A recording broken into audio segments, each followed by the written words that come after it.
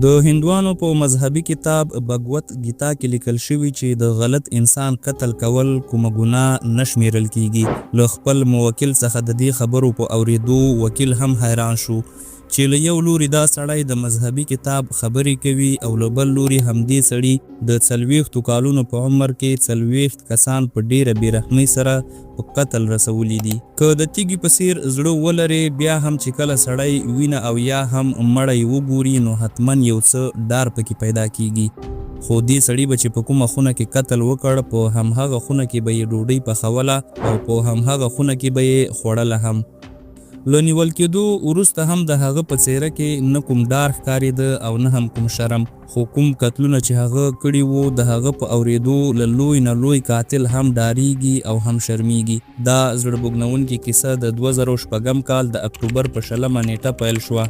د تهار په نوم د انډیا یو زندان ته د یو نااشنا کس لخوا تلیفون راغی او ویې ویل چې د تهار زندان د 3 نمبر دروازې مخې ته په یو ټوکرۍ کې د یو انسان مړ وجود یې ښودل شوی دی. د دې خبرې په اورېدو ټول حق حیران شول ځکه چې تهار زندان چې د انډیا په دهلي کې یو لوی او مشهور زندان دی د هغه د دروازې مخې ته د یو انسان مړ وجود کې ښودل د داسې یو انسان کار کېدلی شي چې له هیڅ شي هم ډار ونه لري. کله چې پولیس د 3 نمبر دروازې مخې ته ورغلل نو په همهغه ښودل شوي ځای کې په یو ټوکرۍ کې د انسان مړ وجود یې ښودل شوی و او په خوا کې ورسره یو لیک هم پروت و. په دې لیک کې د محکمو عدالتي نظام ته د ښو ډیرو بدو ردو سره دا هم لیکل شوي وو چې کما نیولی شئ نو ومې نیسئ. د دې مطلب دا و چې هغه چا چې د دروازې مخې ته له مړي سره دا لیک ایښی و هغه د دې هیواد له عدالتي نظام څخه سخته کرکه لرله.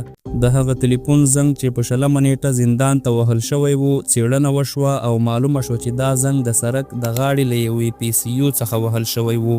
کله چې پولیسو د هغه PCU له خاوند څخه پوښتنه وکړه او د زنګ وهلو نیټه او وخت یې ورته وښوده نو هغه وویل چې په هغه شپه په همدې وخت یو نااشنا کس دلته د زنګ وهلو لپاره راغلی و. د PCU د خاوند د معلوماتو په اساس د هغه انسان یو انځور جوړ کړل شو او له هغه لیکل شوي خط څخه د لیکونکي لهجه هم معلومه کړای شوه چې د انډیا د بهار په نوم د یوې سیمې د خلکو لهجه وه. څېړنې همداسې روانې وې چې د 2007 کال د اپریل په 25 نیټه یو ځل بیا د پولیسو تلیفون ته د یو نااشنا کس زنګ راغی. د تیر په څیر همهغه غږ همهغه لهجه او همهغه ډول یو زړه بوږنونکی خبر. دا ځل بیا نااشنا سړي په تلیفون کې وویل چې د زندان د 3 نمبر دروازې مخې ته په ټوکرۍ کې د یو بل انسان مړ وجود کې ښودل شوی دی. کله چې پولیس هغه ځای ته ورغلل بالکل په همهغه ښودل شوي نقطه باندې په یو ټوکرۍ کې مړی ایښودل شوی و. خو دا ځل دا مړ وجود په رسۍ سره دومره کلک تړلی و چې نه یې پولیس په خلاصېدو وتوانېدل او نه هم هلته موجود خلک چې ناڅاپه یو کس راغی او ویې ویل چې زه دا رسۍ خلاصولی شم. هغه له جیب څخه یو وړوکی چاقو راوویسته او د مړي له وجود څخه یې کلکه تاو شوې رسۍ په چاقو باندې پرې کړله. خو تر ټولو د حیرانتیا خبره دا وه چې نه هلته موجود خلک او نه هم پولیس په دې پوهېدل چې دا سړی چې رسۍ یې په چاقو پرې کړله په خپله په هغه لومړي ځل یې ښودل شوي او د دې مړي قاتل دی. د پولیسو یوه ځانګړې ډله د دې قضیې په څېړلو او د قاتل په پیدا کولو وګمارل شوه ځکه چې محکمې ته دا معلومه شوې وه چې دا کوم عام قاتل نه دی بلکې دا په رواني ناروغۍ اخته ډیر خطرناک او سورسترګی قاتل دی چې په خپل کار ډیر فخر هم کوي. د قضیې څېړل او حل کول ډیر ستونزمن وو ځکه هغه دواړه مړي چې د تهار زندان مخې ته یې ښودل شوي وو سرونه یې نه وو بلکې ترې غوڅ کړل شوي وو. پولیس هیڅ نه پوهېدل چې دا مړي د چا دي او دا قتلونه په کوم ځای کې ترسره شوي دي ځکه په ټول دهلي ښار او شاوخوا پرتو سیمو کې د قاتل پلټنه روانه وه چې په همدې جریان کې پولیسو ته یو بل خبر رسیږي. په جالبه او حیرانونکې توګه د تهار زندان همهغه 3 نمبر دروازې مخې ته یو ځل بیا په همهغه مخکیني ځای کې یو بل پرته له سره مړی هم کېښودل شوی و چې سر یې ترې غوڅ کړل شوی و او په خوا کې دا ځل هم یو لیک کېښودل شوی و. په هغه لیک کې قاتل پولیسو ته لیکلي و چې زما د نیولو په خاطر یو ډیر لوی انعام وټاکئ ځکه زه کوم کوچنی یا عام قاتل نه یم. زه له 8 کالونو را په دې خوا همداسې قتلونه کوم او کله چې قتل ونه کړم زما اعصاب خرابیږي د قاتل د دې خبرو دا بیخي ښکاره ثابتېدله چې هغه یو رواني ناروغ دی او ډار د دې خبرې و چې که دا قاتل ونه نیول شي هغه به په دوامداره توګه دا ډول قتلونه ترسره کوي. په پولیسو باندې د دې قضیې په خاطر ډیر زیات فشار و چې په همدې وخت کې هغوی ته د 1998 کال همدې ته ورته یوه قضیه ور په یاد شوه. په 1998 کال کې همدا ډول د تهار زندان مخې ته یو مړی ایښودل شوی و چې سر ترې غوڅ کړل شوی و او د وجود ځینې برخې یې هم نه وې. په هغه قضیه کې یو شکمن کس نیول شوی و چې د ثبوتونو د نشتون له کبله بیرته آزاد شوی و او قضیه هم 3 کاله وروسته تړل شوې وه. د څېړنو په جریان کې د پولیسو یو جاسوس پولیسو ته خبر ورکړ چې د آزاد نګر په نوم په یوه سیمه کې هغه سړی لیدل شوی چې په 1998 کال کې پولیسو د شک پر بنا نیولی و. هغه سړی په دوامداره توګه د یو ډاکټر کلینیک ته تګ راتګ کوي. په سبا ورځ چې کله پولیس هغه یاد کلینیک ته ورغلل او څېړنې یې پیل کړې په همدې وخت کې کلینیک ته د هغه شکمن سړي ټلیفون راغی او له ډاکټر یې غوښتل چې د سبا ورځې لپاره د ملاقات وخت ورکړي. له ډاکټر څخه د پوښتنو په مهال هغه وویل چې د دې شکمن سړي نوم چندرکانت جا دی. د چندرکانت د 15 لورانو پیدایښت په همدې کلینیک کې د همدې ډاکټر له نظارت لاندې شوی و. ډاکټر دا هم وویل چې چندرکانت د هغه د اوښې د وژلو کوشش هم کړی و.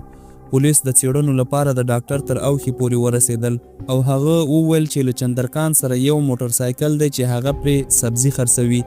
د همدې معلوماتو په اساس پولیسو د چندرکانت کور وموند او په همهغه ورځ یې هغه گرفتاره کړ.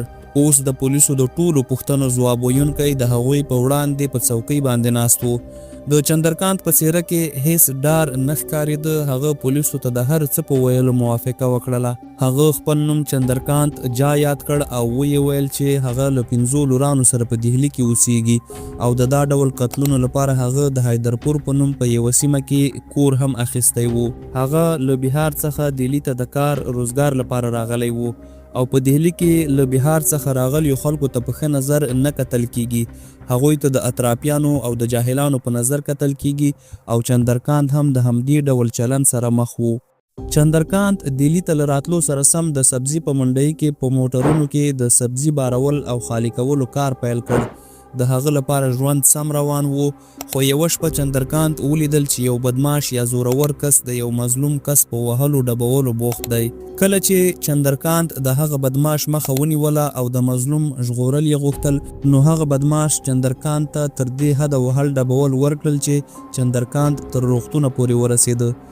چندرکانت په روغتون کې فکر وکړ چې یا به همدا ډول مظلوم یې او د خلکو ظلم به په ځان منې او یا به په خپله ظالم جوړیږي تر څو بل څوک په تا ظلم ونه شي کړای. په همهغه شپه په روغتون کې په ټپي حالت کې چندرکانت پریکړه وکړه چې مظلوم نه بلکې ظالم به جوړیږي. له دې وروسته چیرته چې چندرکانت کار کاوه په هغه ځای کې به د کارکوونکو مشر له ټولو کارکوونکو څخه د ورځې په پای کې یوه اندازه پیسې اخیستلې. خو چندرکانت هغه ته د پیسو له ورکولو انکار وکړ. چندرکانت وویل چې دا زموږ د مهنت او خواري پیسې دي او تا ته یې بې دلیله نه درکوو. چې له همدې کبله د کارکوونکو مشر او د چندرکانت ترمنځ جګړه وشوه چې د کارکوونکو مشر په لاس ټپي شو او چندرکانت د پولیسو له لوري ونیول شو. نه یوازې چندرکانت بلکې د هغه میرمن هم پولیسو ونیوله چې له دې پیښې سره هیڅ تړاو نه لاره. چندرکانت سره په زندان کې ډیر بد چلند کېده حتی تر دې پورې چې خواړه به هم په پوره اندازه نه ورکول کېدل. له زندان څخه تر وتلو وروسته چندرکانت د قتلونو پیل د کارکوونکو له هغه مشر څخه وکړ چې د ده جګړه ورسره شوې وه.